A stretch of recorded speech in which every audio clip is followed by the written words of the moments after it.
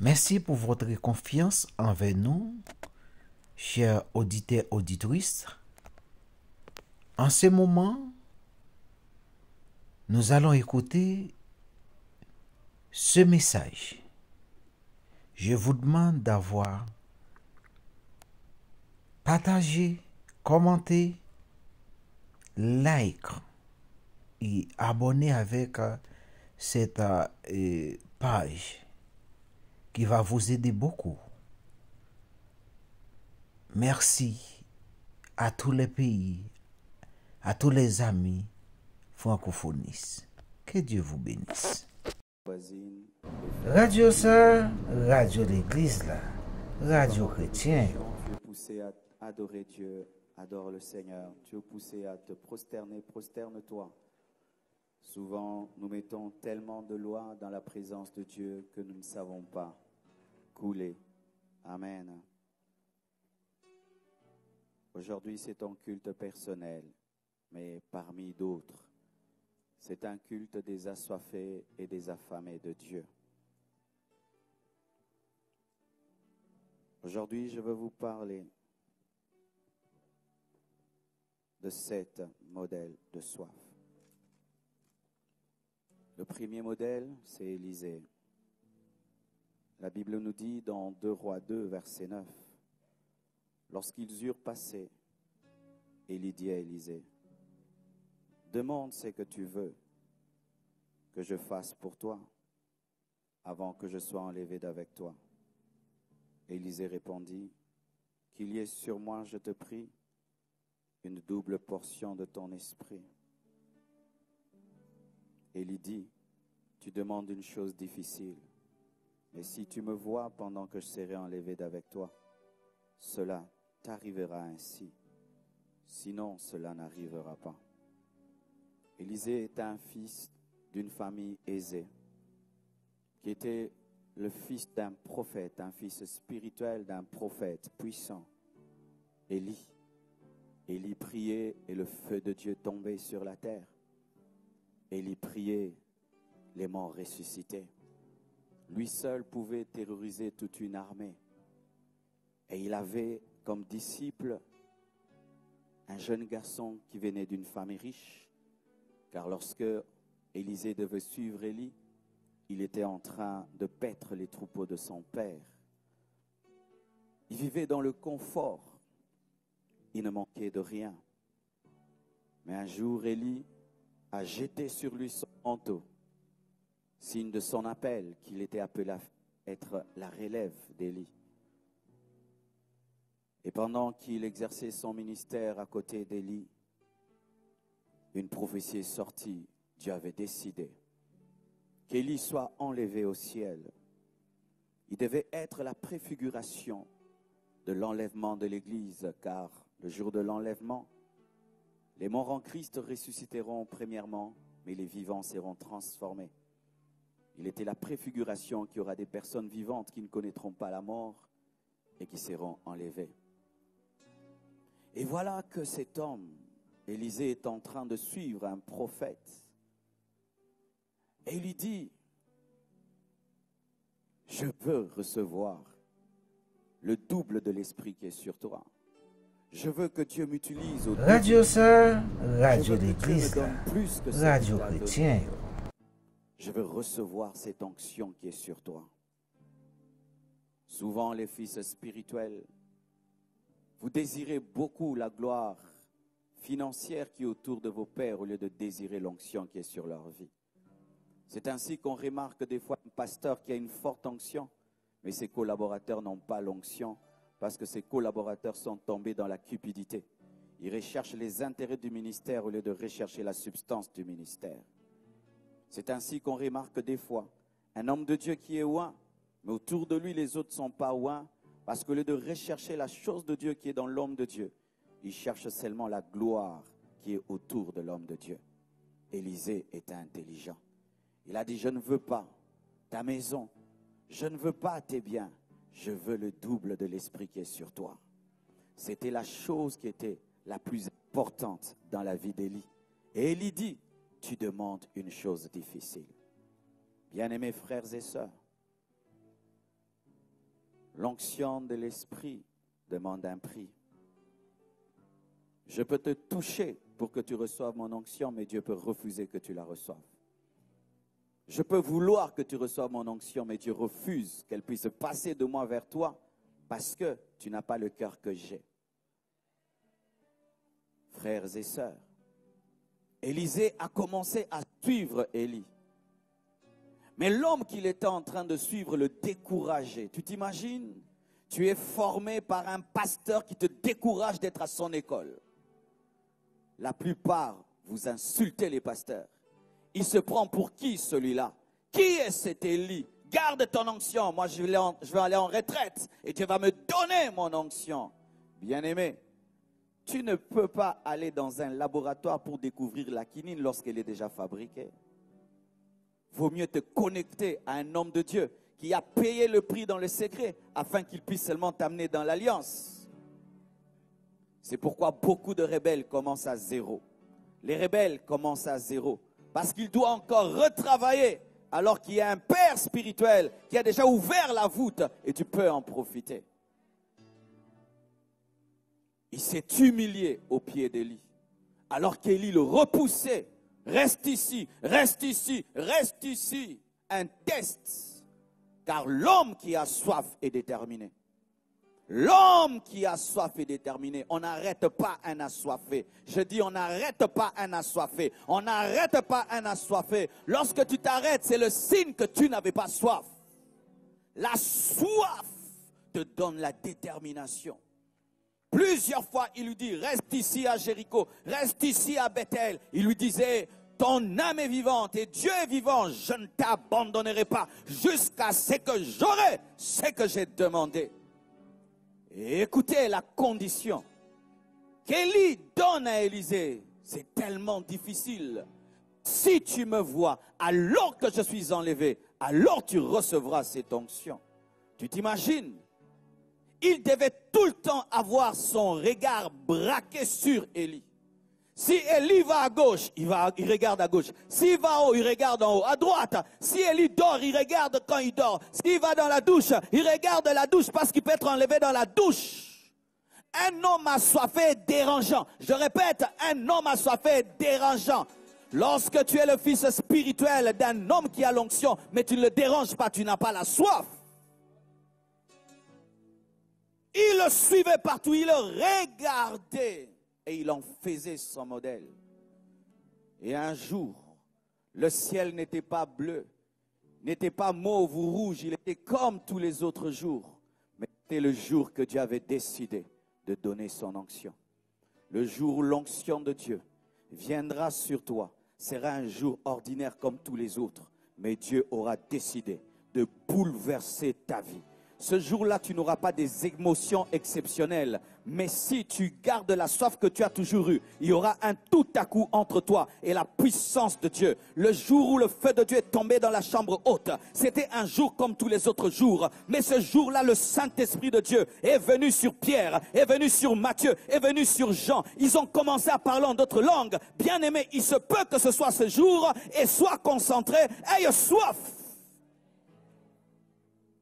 Tu ne peux servir Dieu sans l'onction. Servir Dieu sans l'onction, c'est un péché. Parce que tu vas faire passer Dieu pour un Dieu faible. La parole de Dieu ne consiste pas seulement en parole, mais aussi dans la démonstration de puissance. C'est pourquoi Jésus-Christ a dit, vous recevrez une puissance, le Saint-Esprit survenant sur vous, et vous serez mes témoins.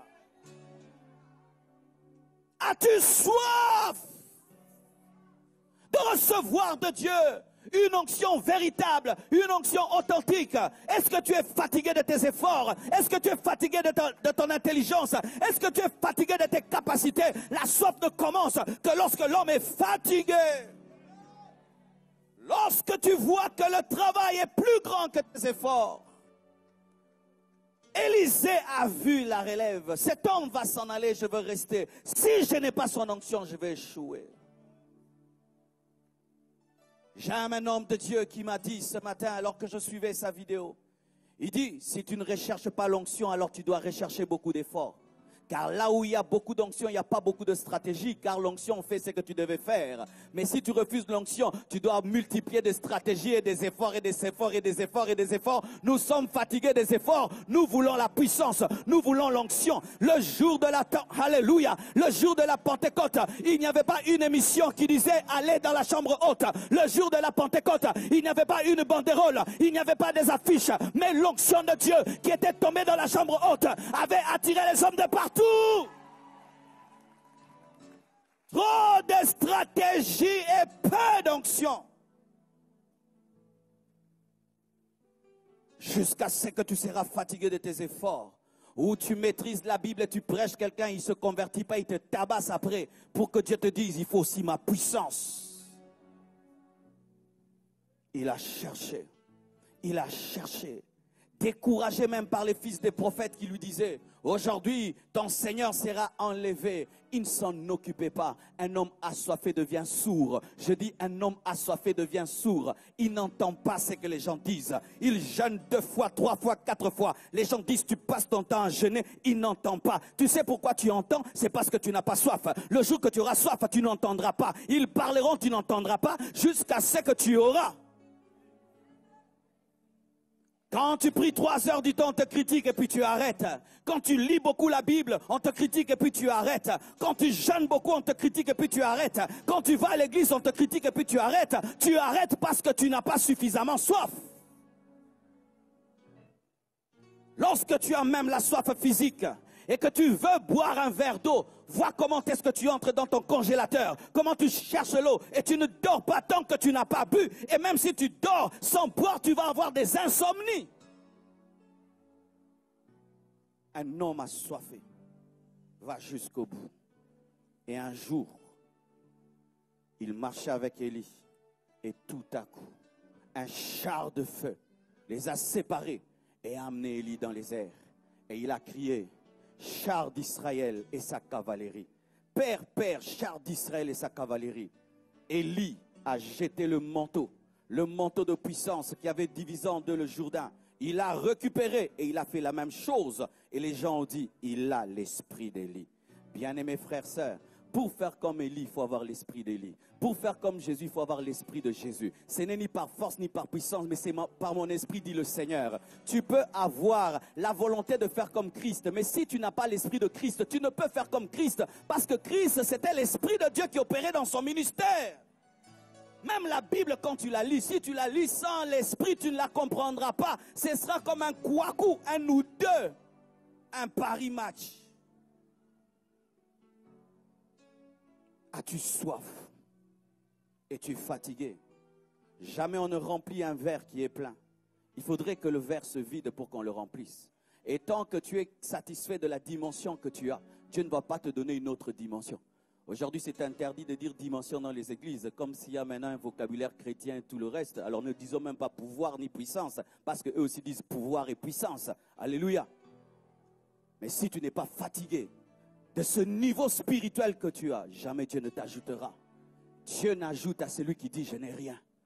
Si tu n'as rien, Dieu te donnera. Mais si tu es satisfait de cette onction basse que tu as, Dieu n'ajoutera pas. C'est seulement un arbre qui est sec qui peut être brûlé. C'est seulement que tu arrives à dire à Dieu, je suis sec, je n'ai rien, que Dieu te donnera. Élisée poursuivait Élie parce qu'il savait que j'ai besoin de ce qui est sur cet homme. Je n'ai pas besoin d'Élie, mais j'ai besoin de l'Esprit de Dieu qui est sur lui. Et si aujourd'hui tu as soif, bien-aimé, tu recevras. Voici maintenant ce que je veux te dire. Souvent, nous sommes habitués à recevoir des émotions dans les cultes de puissance et rester les mêmes. Je ne parle pas des émotions, je parle d'une onction qui transforme ta vie. À l'âge de 21 ans, je suis allé à l'église. Un serviteur de Dieu a prié pour moi. L'onction de Dieu est venue sur ma vie et m'a transformé jusqu'à aujourd'hui. Ça a changé ma manière de prêcher, ma manière de prier, ma manière de prophétiser. Ça a changé tout, même mon caractère et mon comportement. Tout avait changé. J'étais devenu un autre homme, mais j'étais déjà chrétien. Mais le revêtement de puissance sur moi était une responsabilité qui avait alourdi mes paroles et mon caractère. Voici Souvent, pourquoi les cultes de puissance dans les églises ne portent aucun fruit? C'est parce que vous vous attendez à des émotions de l'église, mais pas une onction qui vous accompagne en dehors de l'église. L'église primitive n'a pas reçu l'onction seulement dans la chambre haute, mais cette onction les a accompagnés en Samarie, en Galilée et jusqu'aux extrémités de la terre. Ce que tu recevras ce soir va t'accompagner chez toi à la maison, là où tu travailles et là où tu étudies.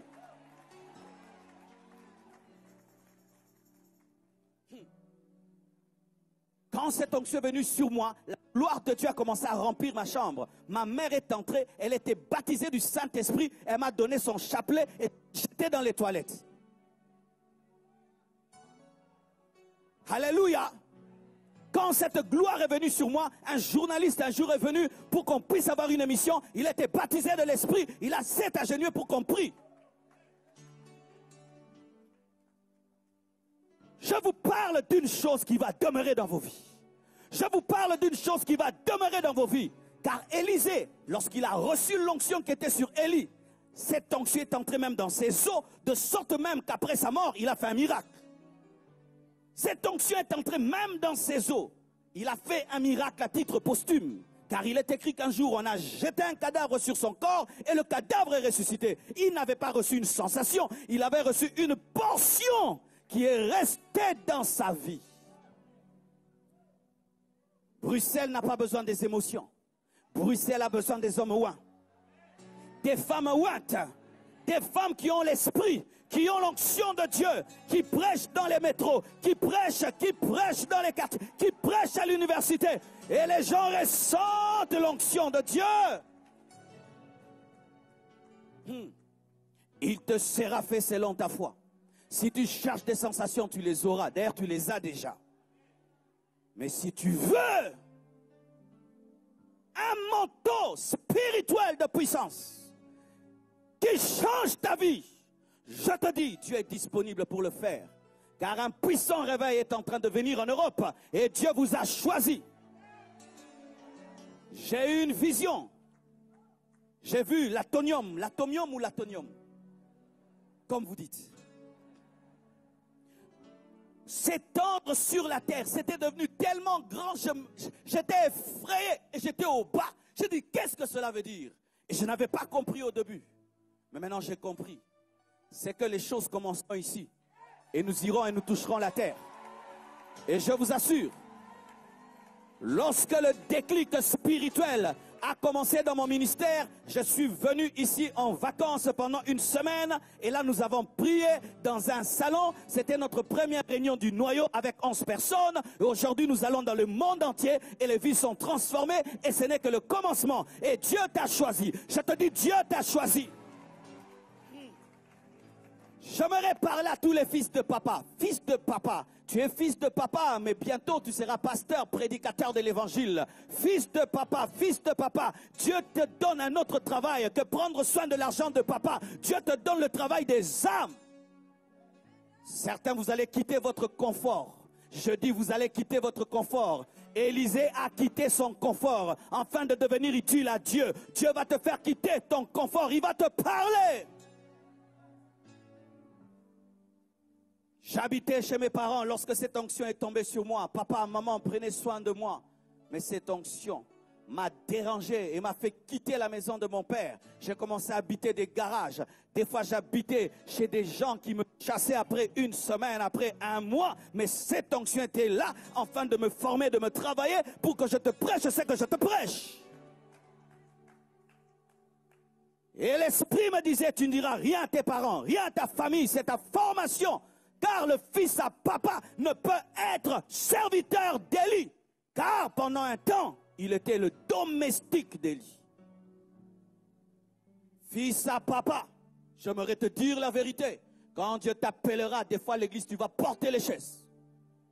Ce sera ta formation. Ce n'est pas parce que chez vous, tu es bourgeois qu'à l'église, tu es bourgeois. Tu transportes les chaises, on t'envoie, va à gauche, reviens, porte et porte, assis-toi, debout, lève les mains. Oui, vous devez connaître cela aussi, surtout vous, chrétiens de l'Europe. Vous êtes trop fragiles, on vous gâte trop, on ne forme pas les gens comme ça. On ne forme pas les gens comme ça. Tout le temps des bobos, vous êtes des bébés. Si le pasteur dit ça, vous êtes blessé. S'il dit ça, vous êtes touché. S'il dit ça, vous êtes blessé. Ça, c'est quel genre d'armée?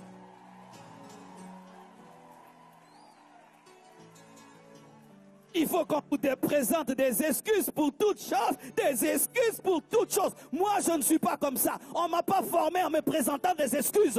On m'a formé en m'envoyant et en me commandant.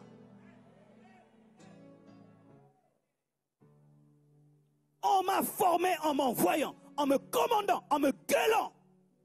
C'est là que j'ai appris à me soumettre.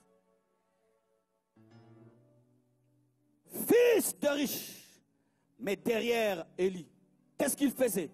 Il versait seulement l'eau dans ses mains. C'était ça son travail. Si son père lui posait des questions, Élisée, qu'est-ce que tu fais ces derniers temps dans ta vie? Je poursuis ce vieillard qui porte des peaux d'animaux et moi je verse l'eau dans ses mains. Mais d'après cette formation, qu'est-ce qu'il est devenu?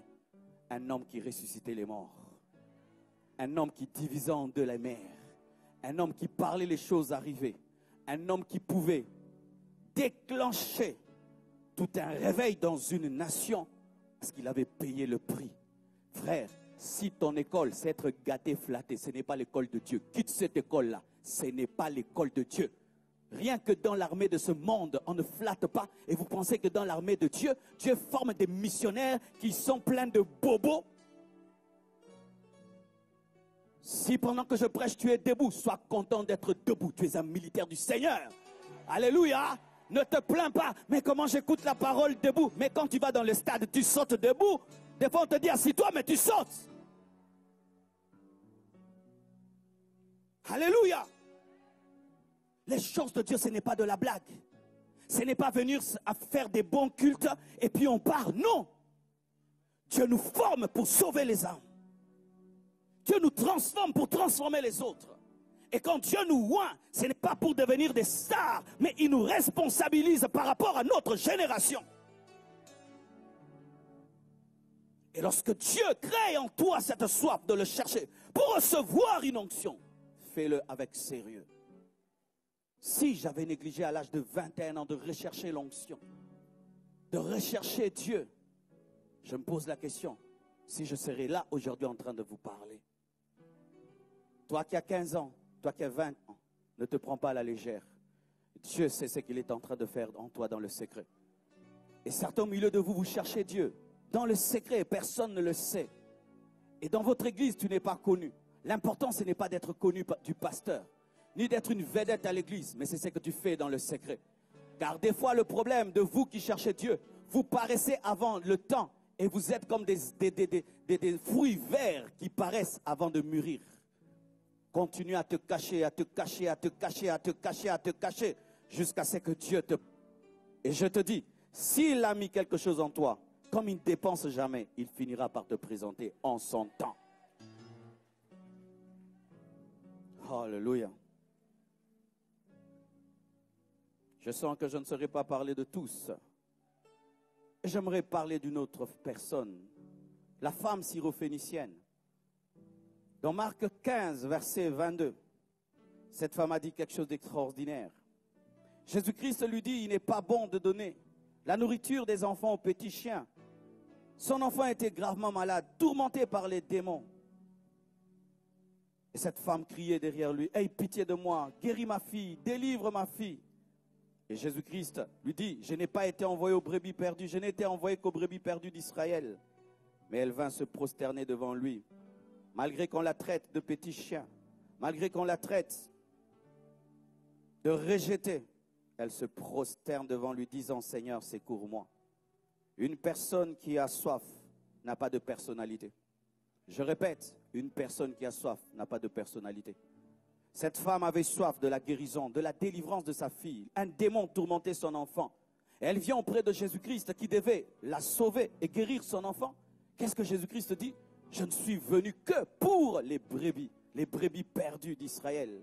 Jésus la rejette, on dirait. Et Jésus dit qu'il n'est pas bon de donner le pain des enfants aux petits chiens. Est-ce que cette femme dit, voyez ce sauveur qui insulte les gens, ce sauveur me traite de chien, alors qu'il s'en va, c'est un faux sauveur. Elle vient de recevoir un rejet, mais elle répond par l'adoration. L'homme qui a soif n'a pas de personnalité. Des fois, bien-aimé, lorsque nous sommes en train de prier, la puissance de Dieu vient sur toi. Et tu es là, tu te tiens debout. Tu dis, si je tombe, je commence à pleurer, on va se moquer de toi. Tombe qu'on se moque de toi, après tu guériras les malades. Alléluia. Le jour que la puissance de Dieu est tombée sur moi, je suis tombé par terre. Et pendant des heures et des heures, je ne pouvais me lever. Et je vous assure, mes frères et sœurs, tout le monde me voyait là, par terre. Le culte prend fin, tu es là, alité, comme si tu es mort. Je m'en fous de ce qu'on dira. L'essentiel, ma vie est en train de changer. Lorsque tu as une grave maladie, tu n'as pas honte d'être opéré. Lorsque tu as une grave maladie, tu n'as pas honte d'être opéré. Tu peux même accepter que des infirmières te voient, que le médecin te voie, que tout le monde te voie, qu'il soit 10 autour de toi, n'est-ce pas? Pourvu que tu sois guéri. Il en est de même des fois à l'église. Dieu peut opérer dans ta vie devant 1000 personnes, 80 personnes. Mais ce qui est important, c'est que ta vie change. C'est que ta vie change. Des fois, vous êtes trop rempli de vous-même, trop d'orgueil, trop d'orgueil. C'est pourquoi vous ne recevez pas. Un homme qui a soif n'est pas orgueilleux. Voyez ces hommes qui fument la cigarette. S'il en a tellement besoin, il peut même demander un petit mégot à un étranger. Est-ce que tu peux me donner la cigarette? Pourquoi? Il en a tellement besoin qu'il oublie qui il est. Celui qui a soif oublie qui il est. Il oublie ses diplômes, il oublie son rang social, il oublie que sa femme est à côté, il oublie que ses enfants sont à côté. Le jour où Pierre a prêché dans la maison de Corneille, et que Corneille a commencé à parler en d'autres langues et prophétiser, sa femme pouvait être là, mais il ne s'en occupait pas. Certains, le baptême du Saint-Esprit vient sur toi, et tu te dis non. Comment je vais dire non, Seigneur Dieu, pas ici, s'il te plaît. Ne me fais pas ça, ne me fais pas ça. Il te fait quoi? Donc il sent l'onction de Dieu le toucher. S'il tombe, il se relève rapidement, alors que Dieu n'a pas fini. Jette ton orgueil si tu as soif. Jésus-Christ la traite de chienne, mais il dit, Seigneur, ça c'est une belle manière de répondre. Si tu me traites de chienne et je t'appelle Seigneur, tu deviens le Seigneur des chiennes. Ainsi tu traites le problème de la chienne. Jésus dit, je n'ai jamais vu une telle foi, parce que tu as avancé lorsque tout le monde s'arrête. Des fois tu viens là, et le pasteur touche tout le monde sauf toi. Ça arrive des fois, vous venez nombreux, on touche tout le monde sauf toi. Et tu vas encore, on touche tout le monde sauf toi. Et tu dis, mais qu'est-ce que je suis un rejeté, un maudit? Continue. Continue. Les autres là sont là pour empêcher à ce que l'onction te touche. Car plusieurs peuvent toucher Jésus sans que Jésus-Christ les touche. Alléluia. Mais toi qui as une décision, souvent c'est toi qui as des problèmes pour toucher. Persévère jusqu'à ce que tu touches.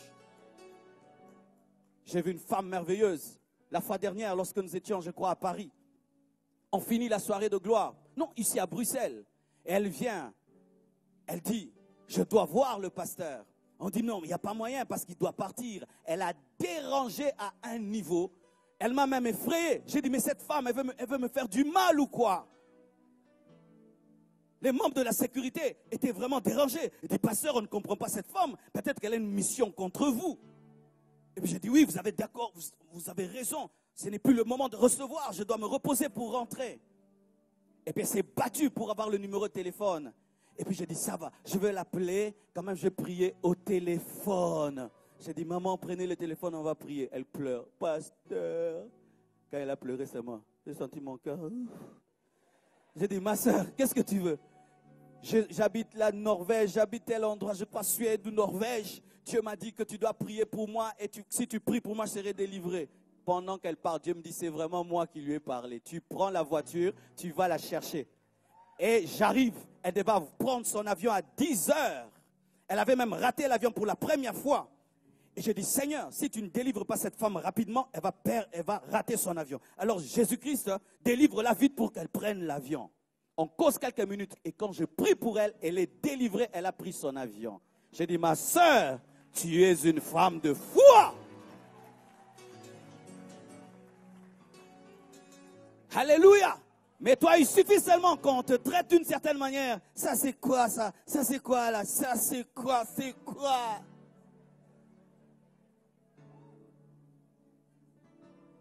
même dans vos hôpitaux ici. Une fois, je suis allé faire des examens. J'ai cru que certaines choses ne se passaient que dans mon pays. Eh bien non. Je suis arrivé là, pendant 2 heures, 3 heures du temps, on ne nous recevait pas. J'ai dit, oh, je suis en Europe. Oui, on ne nous recevait pas.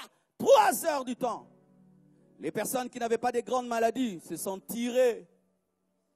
Mais ceux qui avaient des cancers, ceux qui avaient des grandes maladies et qui étaient prêts à mourir, sont restés. Il ne faut jamais suivre les autres, car tu connais ton problème, et tu connais ta vie, et tu sais ce qui te dérange. Moi, je suis parti, mais j'avais trouvé des vieillards qui étaient là et qui sont restés. Pourquoi? Ils avaient besoin de voir le médecin. Et des fois, vous venez seul devant Dieu et vous tombez dans un mouvement de groupe. Tu viens seul devant Dieu, le chercher, mais tu tombes dans un mouvement de groupe, un mouvement des gens qui abandonnent si facilement alors que tu connais ton problème. Cette femme a dit, dis ce que tu veux, tu guériras ma fille. Et Jésus a guéri sa fille. C'était un test, dit test. Dieu, avant de te donner, te teste. Parce qu'il peut te donner, tu méprises. C'est pourquoi il doit tester si tu veux vraiment. Car s'il t'impose une chose, tu peux jeter cette chose. Alléluia. Une troisième personne, Marie de Magdala. Elle est appelée dans la parole de Dieu la femme pécheresse. Cette femme dans Luc 7, verset 36 jusqu'au verset 41, est entrée dans la maison d'un pharisien qui avait reçu Jésus. C'était une femme prostituée. Et en ce lieu, il y a beaucoup de gens qui vivent dans la prostitution, dans l'impudicité. J'aimerais te dire que Dieu est contre ton péché, mais il t'aime. Dieu n'aime pas le péché, mais il aime le pécheur. Alors cette femme est venue, elle est entrée dans la maison. Elle a trouvé un problème de protocole. Jésus-Christ qui était le Seigneur était mal reçu. Il avait des pieds sales. Elle qui était une pécheresse a commencé à laver les pieds de Jésus. Elle a corrigé le pharisien. Frères et sœurs, des fois, les personnes qui sont appelées entre guillemets très spirituelles ne sont pas spirituelles. Ce sont des personnes habituées à Dieu. Et souvent, vous qui vous convertissez, vous nous corrigez dans notre adoration parce que vous aimez Dieu plus que nous, parce qu'il est tellement nouveau pour vous.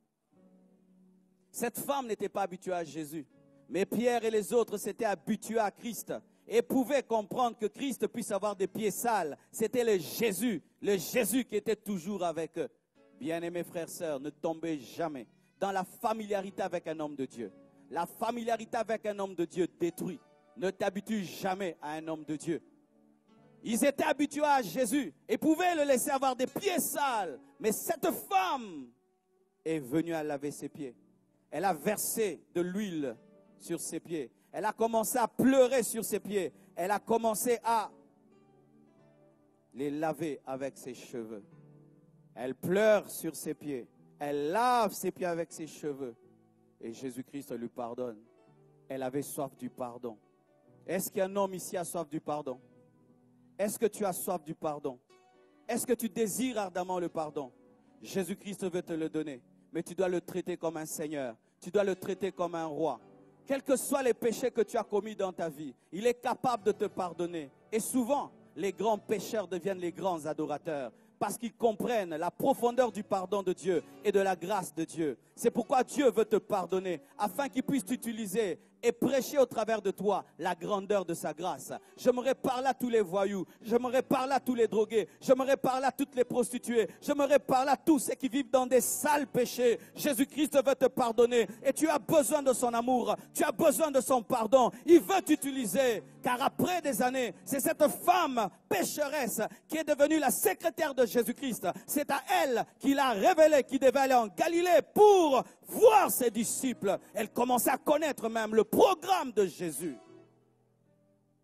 Les hommes te rejettent à cause de tes péchés, mais Dieu te cherche à cause de tes péchés. Et il sait que tu peux être un instrument puissant de grâce. L'apôtre Paul a participé à la mort d'Étienne, mais c'est lui qui a écrit le plus d'épîtres. Quelle que soit la noirceur de tes péchés, Jésus est capable de te laver. Il est capable de te purifier. Quelle que soit la grandeur de tes péchés, Jésus est capable de te délivrer. Ne dis jamais, je suis un grand pécheur, Dieu ne peut me pardonner. Non, c'est toi qu'il cherche. C'est toi qu'il veut. dans cette grande maison, avec des apôtres, avec un pharisien, Jésus cherchait la femme prostituée. Alléluia. Et j'aime une femme, la femme à la perte de sang. Dans Marc 5, verset 24, la Bible dit, Jésus s'en alla avec lui, et une grande foule le suivit et le pressait. Or, il y avait une femme atteinte d'une perte de sang depuis 12 ans. Elle avait beaucoup souffert entre les mains de plusieurs médecins. Elle avait dépensé tout ce qu'elle possédait. Elle n'avait éprouvé aucun soulagement, mais elle était allée plutôt en empirant. Ayant entendu parler de Jésus, elle vint dans la foule par derrière et toucha son vêtement, car elle disait, si je puis seulement toucher ses vêtements, et je serai guérie. Alléluia. J'aimerais te donner un grand secret lorsque tu viens dans la présence de Dieu. Viens avec un agenda caché. Viens toujours avec un agenda caché. Ainsi, ce n'est pas le modérateur qui va te conduire, mais c'est ta soif qui va te diriger. Cette femme avait quitté sa maison en disant, j'irai et je toucherai le pan de sa robe. Ce n'était pas à l'ordre du jour, mais c'était ça sa soif. Lorsque tu viens dans un culte comme celui-ci, qu'est-ce que tu te dis à la maison? Qu'est-ce qui te motive? Voir un prédicateur? Une mauvaise motivation. Écouter Marcelo? Une mauvaise motivation. Qu'est-ce que tu es venu chercher? Qu'est-ce que tu es venu voir? Si tu es venu voir un homme, tu auras des photos et des vidéos. Mais si tu es venu voir Dieu et le chercher, Dieu te touchera et Dieu te changera. L'église actuelle commence à transformer les pasteurs en idoles, en vedettes, en stars. Bien-aimé, je ne suis pas une star. Je ne suis pas une vedette. Je ne suis pas là pour t'amuser et te faire perdre ton temps et que tu puisses dire que tu m'as vu en live. Ça, c'est une petite vision. Tu es venu pourquoi? Qu'est-ce que tu es venu chercher? C'est ce qui va t'arriver. Cette femme avait quitté sa maison pour être guérie. Elle a été guérie. Elle avait dit aussi comment elle sera guérie. Je toucherai le pan de la robe et je serai guérie. Qu'est-ce que tu feras aujourd'hui? Je dis, qu'est-ce que tu feras aujourd'hui? Quel est le plan? Quel est ton plan? As-tu un plan? C'est ainsi, frères et sœurs, que tu peux venir dans une réunion. La présence de Dieu est là. La gloire de Dieu est là. Mais Dieu ne te touche pas parce que tu n'as pas un plan. Elle avait un plan bizarre.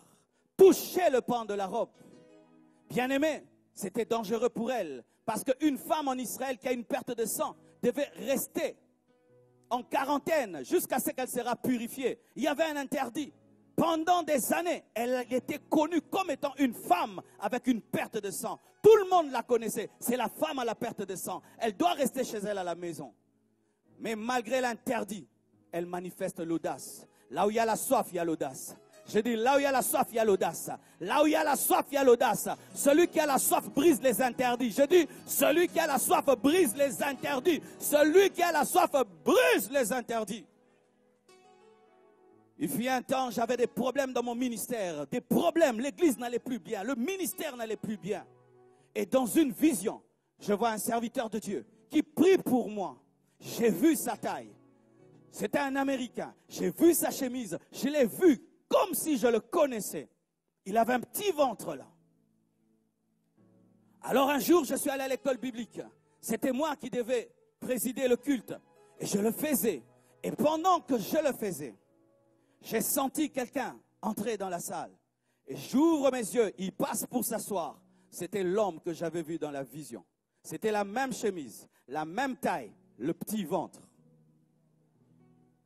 Mais dans la vision, j'avais vu qu'il avait prié pour moi et que mon ministère était débloqué. Et je me suis dit, ça se fera comme dans la vision. Et c'était l'heure qu'il devait prêcher. On me dit que je devais lui passer le micro. Et je lui passe le micro. Et il monte, il prêche. Et moi j'attends. Je dis, Dieu parle, ça va s'accomplir. Il prêche et il prêche et il prêche. Mais quand il finit, il dépose le micro et il va dans le bureau. Je dis, non, Seigneur, tu ne m'avais pas dit ça. J'ai vu que cet homme a prié pour moi. Dieu m'a dit ça. Je ne t'ai pas montré ce que tu devais faire. Voilà maintenant, tu dois faire ta part. Lorsque Dieu révèle à Joseph qu'il doit devenir ministre, il ne lui montre pas qu'il sera esclave. Il y a des choses que tu découvriras sur le champ. Beaucoup d'entre vous, vous êtes déçus par Dieu, mais parce que vous ne comprenez pas comment il parle. Parce que s'il te dit tout, tu vas fuir. C'est pourquoi des fois, il te révèle la fin et le début, mais le milieu, tu vas le découvrir en chemin. Ah oui, il y a des gens qui sont déçus. Dieu m'a déçu, il ne m'avait pas montré. Non, des fois Dieu t'éclaire seulement, il te montre 100 mètres. Tu fais 100 mètres, il te montre encore 100 mètres. Tu fais 100 mètres, il te montre encore 100 mètres. Il te montre que tu vas finir dans la maison de Pharaon, mais il ne te montre pas qu'un jour une femme dira que tu l'as violée. Car pour voir le roi, tu dois voir la prison. Et pour aller en prison, il faut qu'on puisse te calomnier. Et si on ne te calomnie pas, tu n'iras pas. Mais s'il te dit que tu seras calomnié, tu vas rester chez papa. Mais chez papa, tu ne deviens pas ministre. Il faut qu'on te vante, il faut qu'on te trahisse.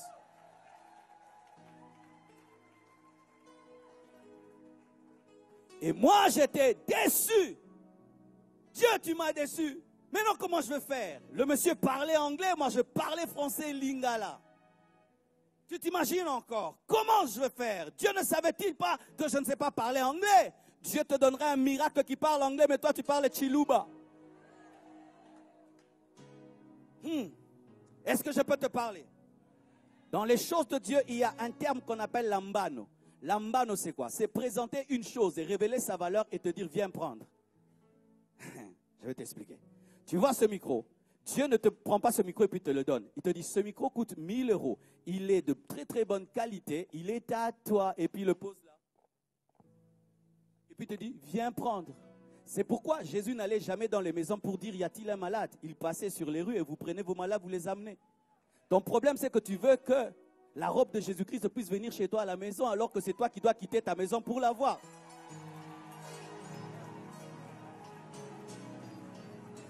Ton problème, c'est que tu veux que le docteur Jésus puisse frapper à la porte. Est-ce que quelqu'un est malade? Ma femme me connaît. Tu peux être très très malade, tu me parles de tes maladies. Tant que tu ne demandes pas la prière, je ne prie pas pour toi. Lambano. Parce que même le médicament ne peut entrer en toi si tu ne le prends. Lambano. Alléluia. Tu peux fréquenter un homme que Dieu utilise dans la guérison, mais si tu ne demandes pas qu'il prie pour toi, il ne va pas prier pour toi. Pourquoi? La guérison ne s'impose pas. Le miracle ne s'impose pas. Parce que quelqu'un peut être paralytique, tu pries, il marche et puis il est fâché parce qu'il mendie en étant paralytique, il se nourrissait de la mendicité. Maintenant il est fâché. Il faut lui demander, veux-tu être guéri? C'est pourquoi Jésus posait des questions, veux-tu marcher? Est-ce qu'on pose la question à un paralytique, veux-tu marcher? Oui, parce qu'il y a des paralytiques qui refusent de marcher. Tu ne peux pas prier pour une femme, tu dis, marie-toi. Il y a des femmes qui aiment être des femmes seules, comme ça elles gagnent beaucoup d'argent. Maintenant tu pries, reçois le mariage, elle est fâchée. Il faut lui demander, veux-tu te marier?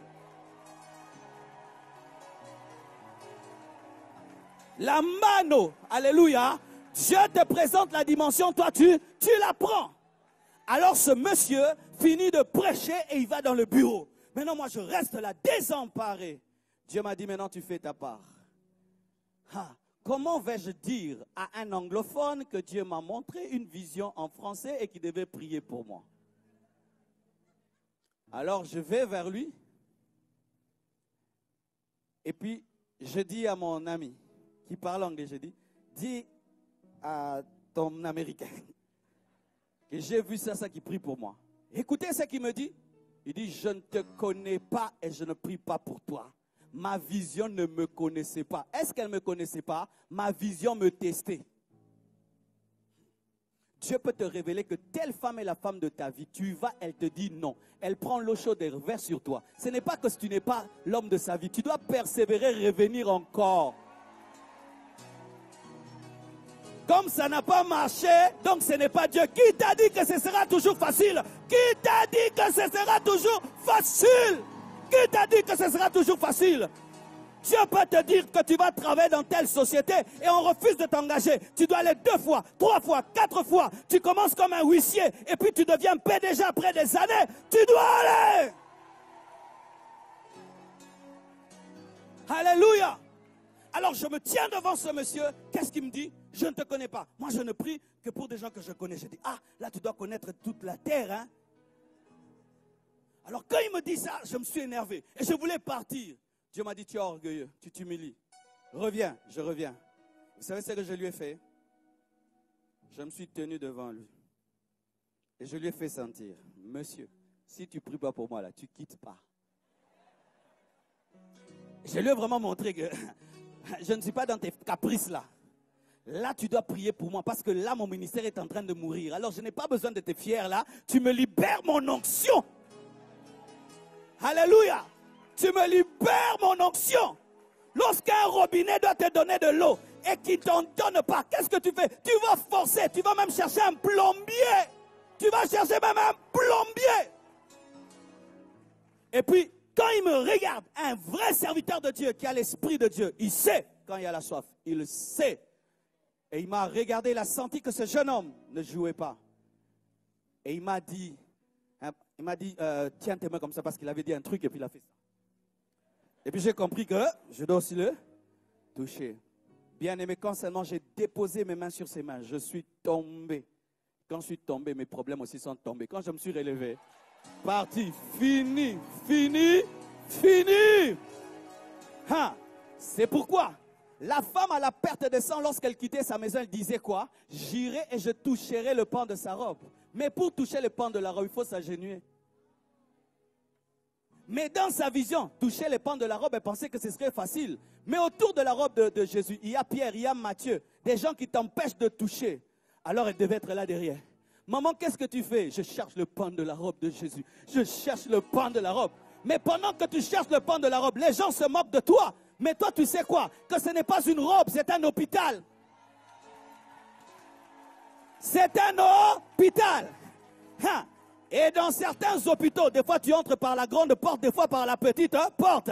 Elle ne pouvait se tenir devant Jésus parce qu'on allait la rejeter. Elle devait entrer par la petite porte. Elle a touché le pan de sa robe. Et comme Jésus est un oint, un homme qui est parfumé, même ses habits sont parfumés, un homme qui a l'onction, même ses vêtements ont l'onction. L'onction de Dieu qui était sur Jésus, qui était dans ses vêtements, l'a touché. Elle a été guérie à l'instant même. Et elle qui ne pouvait fixer le regard de Jésus, Jésus l'a fixé. Et là, on ne pouvait plus la rejeter parce qu'elle est guérie.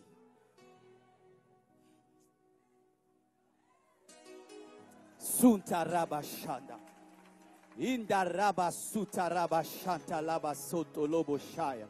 Est-ce que tu sens une colère spirituelle? Bien-aimé, ta vie a du retard parce que tu n'es pas audacieux. Ta vie a du retard parce que tu n'es pas audacieux. Ton ministère a du retard parce que tu n'es pas audacieux. Ton ministère a du retard parce que tu as une trop forte personnalité. Tu n'es pas brisé. Il faut mourir à toi-même. Quand tu meurs à toi-même, alors la gloire de Dieu te touchera. Pourquoi?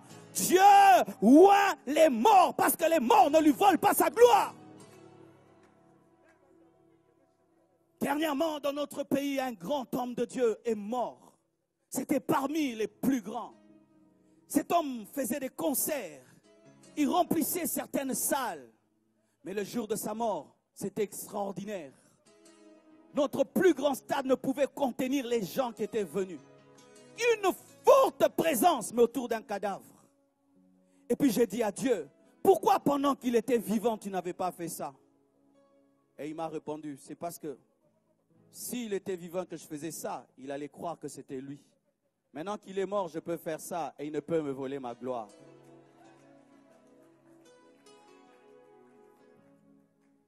Dieu, avant de te donner les grandes choses, doit te voir t'humilier, t'agenouiller pour toucher le pan de la robe. C'est pourquoi des fois, Dieu ne fait que te briser et te briser. Mais quand il te brise, ensuite il ne te brise pas, il te creuse parce que tu es un vase avant de te remplir. Mais souvent quand Dieu commence à te creuser, tu résistes, tu refuses. Alors que c'est pour ton bien, pour que tu contiennes suffisamment de puissance.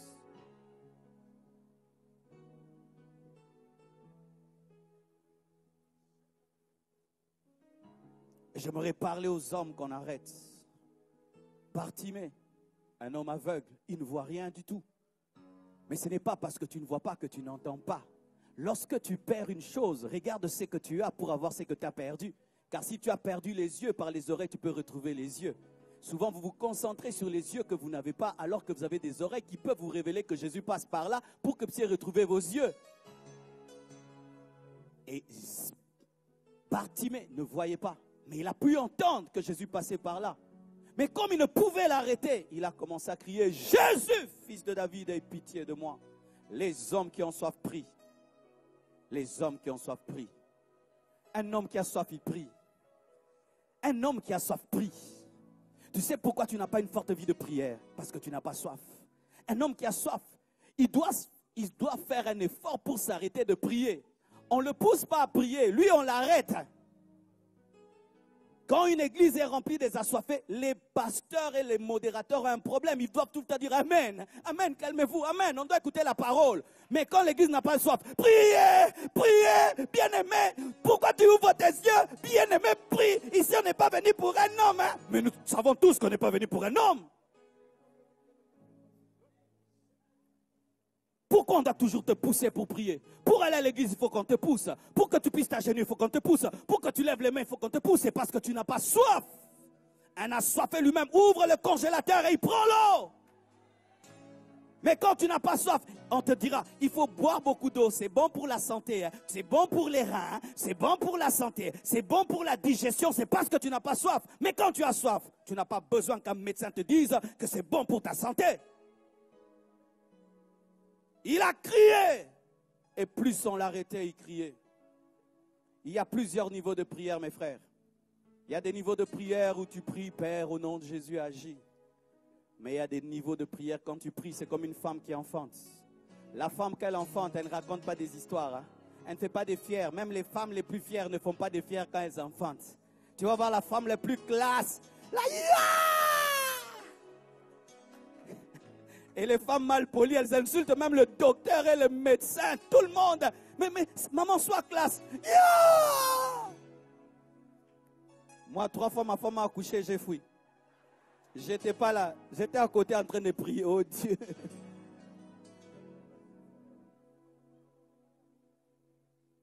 Mais la vision, c'est aussi un enfant. Un rêve, c'est un enfant. Un fardeau, c'est un enfant. Voir des âmes être sauvées, ce sont des enfants. Et des fois, tu peux prier. Mais quand tu arrives au niveau d'enfanter, tu vas crier. Tu vas crier. Même si tu es classe, tu vas crier. Tu vas crier. Tu ne vas pas crier parce que tu veux te faire entendre. Non, tu vas crier parce que l'émotion est tellement forte que c'est ta manière de l'exprimer à Dieu. Es-tu plus que Jésus? Jésus, au temps de sa chair, qu'est-ce qu'il faisait? Il offrait à Dieu des prières avec des pleurs et des cris. Jésus, des pleurs et des cris. Des fois, parler ne suffit pas quand on prie. Tu as besoin de pleurer. Les pleurs, ce sont des prières en liquide qui parlent devant Dieu, un langage que tu ne connais pas, mais que Dieu entend. Pleurer devant Dieu. Des fois, frère, je ne sais pas si ça t'arrive, tu as tellement un fardeau. Tu parles en langue, tu pries, mais ça ne part pas. Mais quand tu pleures, c'est comme si ça s'est déchiré. Alléluia. Il a prié. Et puis il a crié, Jésus, fils de David, aie pitié de moi. Je veux voir le ciel bleu. Je veux voir ton beau visage, Jésus. Je veux voir Jésus. Je veux voir. Alors que Jésus-Christ marchait et que les gens disaient à Bartimée, tais-toi. Il a tellement crié que Jésus a changé de programme. Un assoiffé peut changer un culte. Un assoiffé peut changer le programme d'un culte. Ah oui, je vous assure, un jour on était au culte, à la fin du culte, c'était le temps de clôturer. J'ai dit, maintenant on va clôturer mes frères, tenez-vous debout, on va clôturer. Et quand on veut clôturer, qu'est-ce qui se passe? Père, bénis-le, protège leur retour et tout. Et puis je lève mes mains, je dis, Seigneur, protège-les, bénis-le. J'entends Dieu me parler en lingala. Il me dit, tu vas prier, tu vas dire, Seigneur, si tu n'as pas fini, avant que je dépose le micro, touche quelqu'un. Amen. Et j'ai dit en lingala cela. Quand je l'ai dit, on a entendu un bruit dans la salle. Quelqu'un est tombé. C'était un frère, il avait toujours des béquilles à l'église. Il est tombé avec ses béquilles, mais quand il s'est relevé, il a laissé les béquilles. Le culte a fait quoi?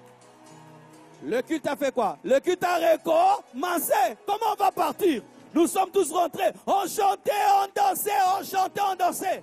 Lorsqu'il y a un assoiffé, il change le programme. J'aimerais te dire une chose. Si dans votre église, les programmes sont toujours respectés, il y a un problème du Saint-Esprit. Toujours respectés. Je peux parler? Le culte commence à 7 heures, c'est bon. Et puis la parole à 8 heures. Et puis la parole de 8 heures à 8h30. et puis on chante pendant 1 minute, 2, 3 chansons, et à 9h pile, on dit Amen.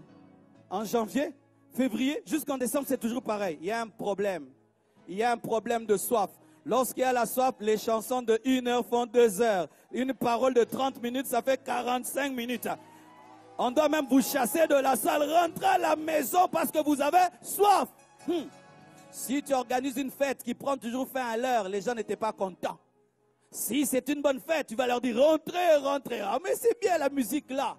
Je ne dis pas qu'il faut toujours déborder, mais quand tout le temps le programme de l'homme est respecté, c'est un problème qui est un problème du Saint-Esprit et des assoiffés. Il y a des fois, vous vous dites, nous allons chanter un cantique, et puis un deuxième, un troisième vient. C'est pourquoi, chers musiciens, même quand vous venez chanter, même si vous avez écrit tous ces programmes, 15 chansons, peut-être que Dieu ne veut que 3 chansons. Et peut-être qu'il veut 20 chansons. Ce n'est pas à vous de diriger, c'est à l'Esprit de vous diriger. J'ai prévu parler de cette chose. Peut-être que je veux m'arrêter à 4. Chez nous, à l'église, il ne faut pas parler en langue. Mes frères, tu t'agites trop, sois calme, sois calme. Si tu sentais ce que je sens, tu ne serais pas calme. Yana rababa. Yana rababa. Yana rababa. Yes! Yes! Yes! J'entends quelqu'un qui dit, mais il est fou ce pasteur. Ah oui, hein? Quand il y a PSG qui marque, tu sautes. Quand Barcelone marque, tu sautes. Et moi, parce que Jésus est mort ressuscité, je saute. Je saute. Alléluia. N'aie pas honte. N'aie pas honte. N'aie pas honte. N'aie pas honte. N'aie pas honte. N'aie pas honte.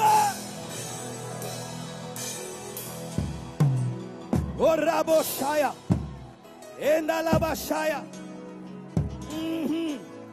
Dis à ton voisin. Dis à ton voisin. Si tu connaissais ma vie, tu connaîtras ma louange. Si tu comprends ma vie, tu comprendras ma louange. Tu ne me comprends pas parce que tu ne connais pas ma vie. Tu ne me comprends pas parce que tu ne connais pas ma vie. Ah, bonne bonité.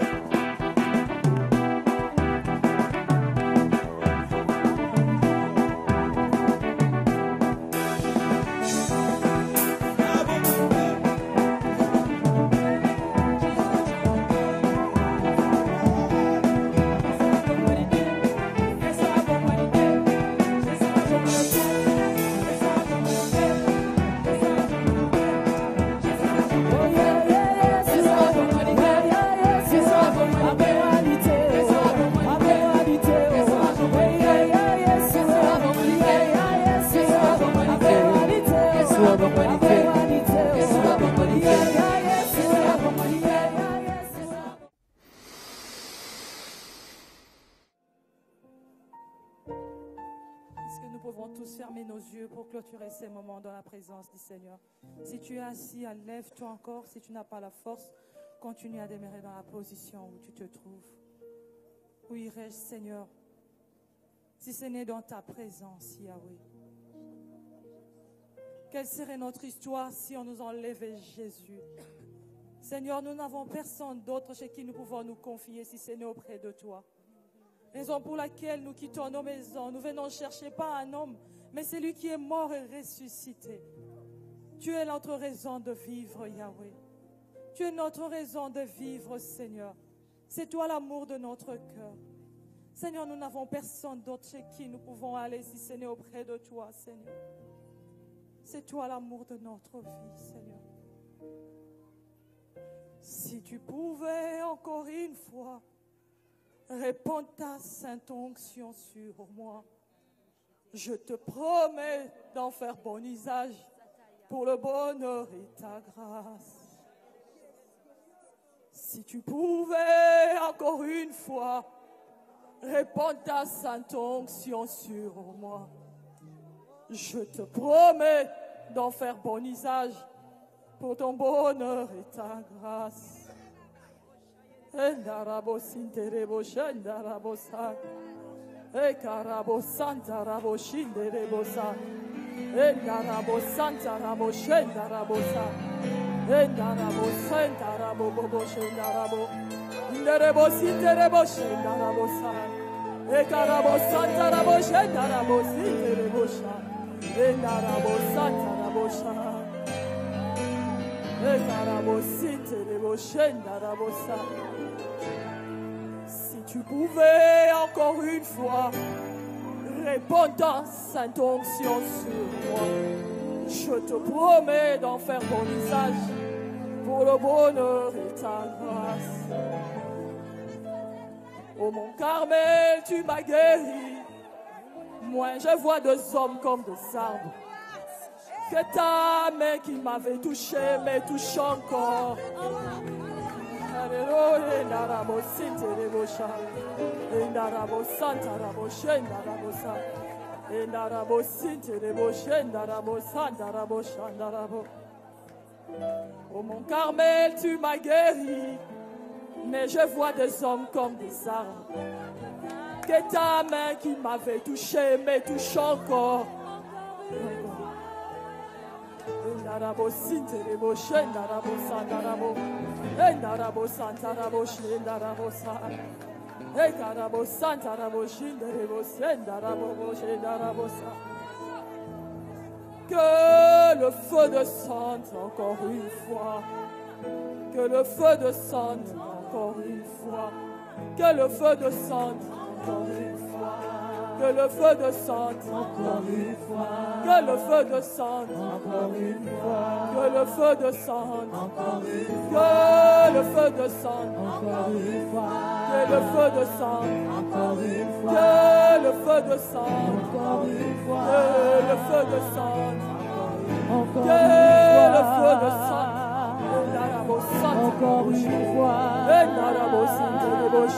encore une fois. Que le feu descende encore une fois. Encore une fois.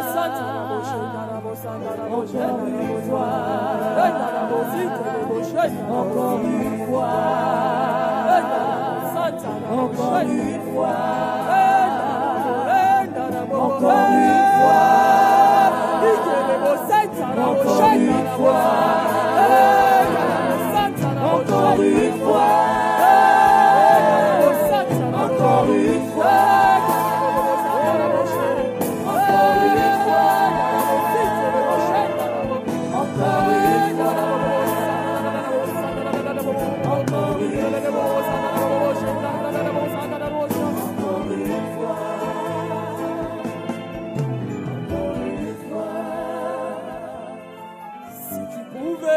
Encore une fois. Répande ta sainte onction sur moi. Je te promets d'en faire mon usage pour ton bonheur et ta grâce. Endarabo Santa Rabo Shandarabo. Sinterebo Shendarabo Sa. Il est un Dieu puissant. Il est un Dieu puissant. Il est un Dieu puissant. Il est un Dieu puissant. Je suis l'éternel, Rabo Sata Rabo Shendarabo Sa.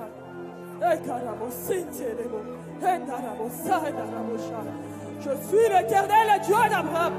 Ekarabo Sandarabo Shaka. Endarabo Sinterebo Shandarabo Sa.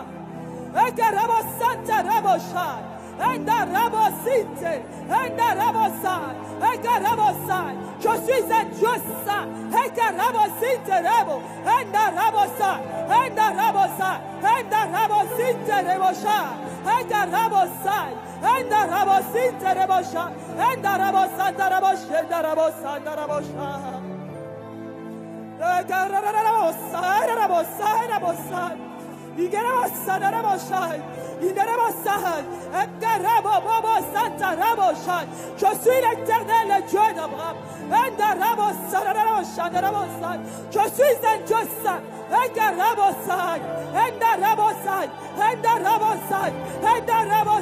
Je suis un Dieu saint. Je suis un Dieu saint. Je suis un Dieu saint.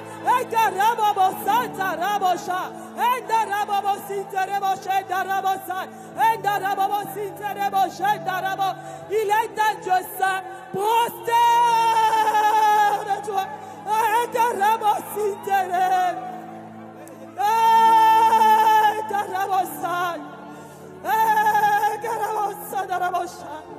L'Éternel agrée ta présence.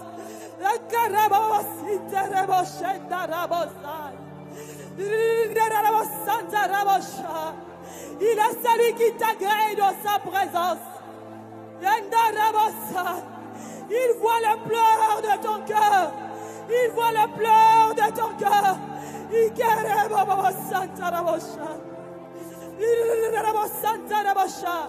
Il est celui qui écoute ta prière. Je suis l'Éternel.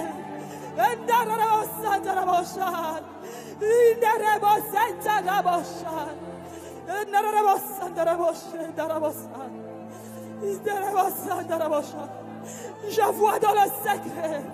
Je vois dans le secret. Je vois dans le secret. Je vois dans le secret. Je vois celui que je vois. Je vois dans le secret. Je vois dans le secret. Ce qu'aucun homme ne peut voir. Moi, l'Éternel, le Dieu d'Abraham, je le vois. Moi, l'Éternel saint, je le vois. Moi, l'Éternel saint, je vois. C'est qu'aucun homme ne peut voir dans le secret.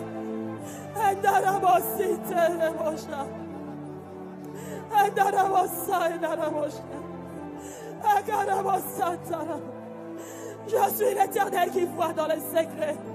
Je suis celui qui voit ce que les hommes ne peuvent voir. Je t'accepte encore dans ma présence. Ne retourne pas dans ton ancienne vie. J'écoute ta prière. Je t'agrée. J'écoute ta prière. Ne retourne pas dans cette ancienne vie. Je t'aime, je suis ton Père. Je t'aime, je suis ton Père. Ne retourne pas dans cette ancienne vie. Je suis l'Éternel. Je suis l'Éternel.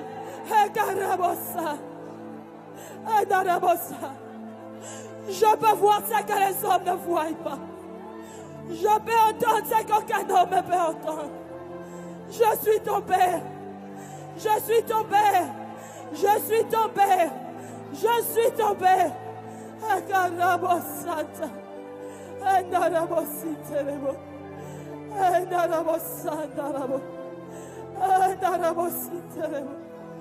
Merci Seigneur. Merci Seigneur. Merci Seigneur. Merci Seigneur. Merci Seigneur. Merci Seigneur. Merci Seigneur. Merci Seigneur.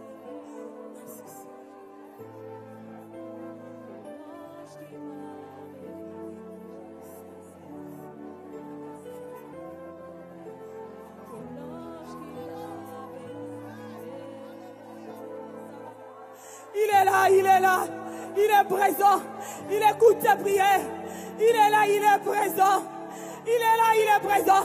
Lorsque l'eau s'agite, jette-toi dedans, ne regarde pas ton voisin, jette-toi, nous sommes à la fin, mais que les assoiffés se jettent encore dans l'eau, que les assoiffés se jettent encore dans l'eau, que les assoiffés se jettent encore dans l'eau. Ici, il y a plus que l'ange. Ici, il y a plus que l'ange. Ici, il y a plus que l'ange. Il est là, l'Éternel.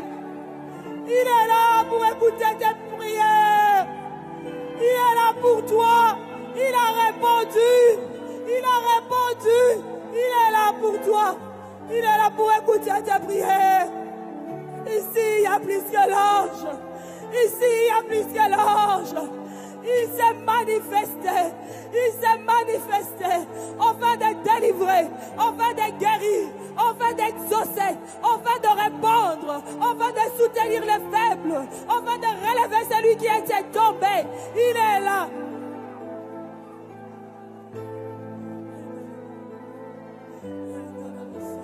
Tu es là, tu es là, tu es là.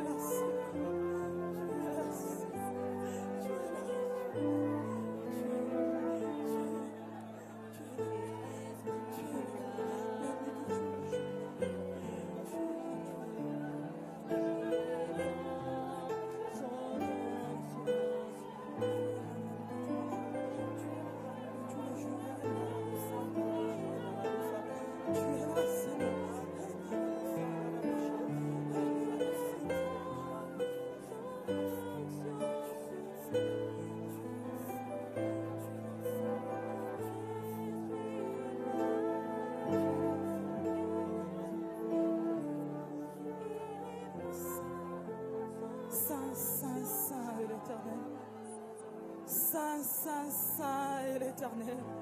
Saint, Saint, Saint est l'Éternel. Saint, Saint, Saint est l'Éternel. Saint, Saint, Saint est l'Éternel. Saint, Saint, Saint est l'Éternel. Ce soir, avec les anges, nous voulons dire Saint, Saint, Saint est l'Éternel. Ce soir, nous voulons dire Saint, Saint, Saint est l'Éternel. Ce soir, nous voulons dire Saint est l'Éternel. Ce soir, nous voulons dire Saint est l'Éternel. Saint, Saint, Saint est l'Éternel. Le ciel est rempli de sa gloire. Nous, ici sur la terre, nous élevons nos mains. Nous élevons nos voix pour dire qu'il est saint. Il est saint, il est saint. Que la grâce du Seigneur nous accompagne. Que les bontés du Seigneur vous accompagnent. Que l'onction du Saint-Esprit vous accompagne. Ce que tu as reçu aujourd'hui, le diable ne te le volera pas. Ce que tu as reçu aujourd'hui, aucun homme ne pourra te l'arracher. Ce que tu as reçu aujourd'hui, aucun homme ne pourra te l'arracher. Ce que tu as reçu aujourd'hui, garde cette parole. Garde cette parole. Garde cette parole. Garde cette parole. L'onction qui a été déversée ce soir sur ta vie reste et demeure au nom de Jésus. Au nom de Jésus. Au nom de Jésus. Au nom de Jésus. Tu es une bonté. Tu es une bonté. Tu es une bonté. Tu es une bonté. La parole est déposée sur toi. Et cette parole portera du fruit au nom de Jésus. Cette parole portera du fruit au nom de Jésus. Au nom de Jésus. L'année prochaine, nous entendrons de choses. Nous verrons de choses que le Seigneur aurait fait dans ta vie. Durant tout ce reste de mois, le Seigneur va t'exaucer. Le Seigneur va te toucher. Le Seigneur va exaucer les prières de ton cœur. Il est un Dieu puissant.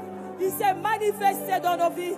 Il a exaucé nos prières. Il a été avec nous pendant ces temps de soirée de gloire. Que l'honneur et la gloire lui reviennent pour de siècles. Il est le seul qui a été élevé en ces lieux. Il est le seul qui mérite nos acclamations. Il est le seul qui mérite nos acclamations. Il est le Dieu qui ne change pas. Il reste le seul, l'unique et le véritable. Nous voulons clôturer ces instants en acclamant pour celui qui est mort et ressuscité. En acclamant pour celui qui est mort et ressuscité. Nous voulons l'offrir les offrandes d'acclamation. Il le mérite. Il le mérite, c'est Dieu. Il est puissant. Que la paix du Seigneur vous accompagne dans vos demeures.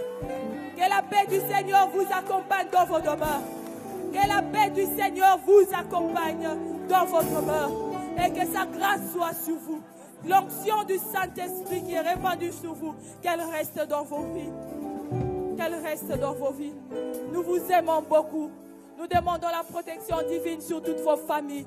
Et que toutes vos familles reçoivent Christ comme Seigneur et Sauveur. Il n'y a rien de merveilleux que cela. Et que cette grâce vous soit accordée. Pour ceux qui ne sont pas encore mariés, que le Seigneur vous accorde d'avoir de bonnes épouses, avoir de bons maris. Pour ceux qui n'ont pas encore du travail, que le Seigneur vous accorde le travail. Que notre passage en ces lieux soit un passage pour lequel vous allez témoigner. Vous direz que le Seigneur est passé en ces lieux. Le Seigneur a exaucé nos prières. Le Seigneur a répondu à nos questions. Que la grâce du Seigneur vous accompagne. Nous vous aimons beaucoup. Dans le nom précieux de Jésus-Christ, nous disons Amen. Que le Seigneur vous accompagne. Et nous nous aimons beaucoup, beaucoup, beaucoup. Holy